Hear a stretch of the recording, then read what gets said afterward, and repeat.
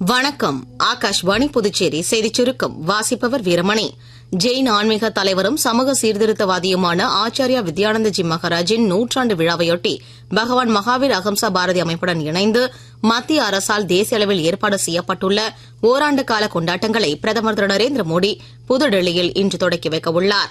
பிரதமர் திரு நரேந்திர மோடி நாட்டு மக்களுடன் தமது எண்ணங்களை பகிர்ந்து கொள்ளும் 123வது மன் கி பாத் எனும் மனதின் குரல் நிகழ்ச்சி ஆகாஷ்வாணியில் நாளை காலை 11 மணிக்கு ஒலிபரப்பாக உள்ளது. இந்நிகழ்ச்சி ஆகாஷ்வாணி மற்றும் தூர்தர்ஷனின் அனைத்து அலைவரிசைகளிலும் AIR செய்தி வலைதளத்திலும் நியூஸ் ஆன் ஏர் மொபைல் செயலியிலும் ஒலிபரப்ப கேட்கலாம். ஆகாஷ்வாணியில் பிரதமரின் ஹிந்தி உரையை தொடர்ந்து அதன் பிராந்திய மொழி வடிவம் இடம்பெறும்.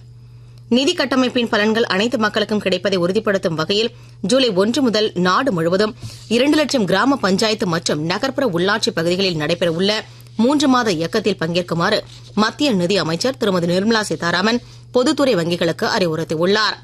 குவாட் அமைப்பின் வெளியுறவு அமைச்சர்கள் கூட்டம் வாஷிங்டனில் ஜூலை 1ஆம் தேதி நடைபெறும் என அமெரிக்கா தெரிவித்துள்ளது. இக்கூட்டத்தில் அமெரிக்க வெளியுறவுத்துறை அமைச்சர் திரு மார்க்கோ ரூபியோ, இந்திய வெளியுறவுத்துறை அமைச்சர் டாக்டர் ஜெய்சங்கர் மற்றும் ஜப்பான், ஆஸ்திரேலியா ஆகிய நாடுகளின் வெளியுறவு அமைச்சர்களும் பங்கேற்க உள்ளனர். மகளிர் கிரிக்கெட்டில் 5 போட்டிகள் கொண்ட தொடரின் முதல் சர்வதேச T20 போட்டியில் நாட்டிங்ஹாமில் உள்ள ட்ரெண்ட் பிரிட்ஜில் இன்றிரவு 7 மணிக்கு இந்தியா இங்கிலாந்து அணியை எதிர்கொள்கிறது. கடந்த 2023ஆம் ஆண்டுக்கு பிறகு இரு அணிகளும் 20 ஓவர் கிரிக்கெட் போட்டியில் மோதுவது இதுவே முதல் முறையாகும். இத்துடன் இந்த செய்திச் சுருக்கம் நிறைவு பெறுகிறது.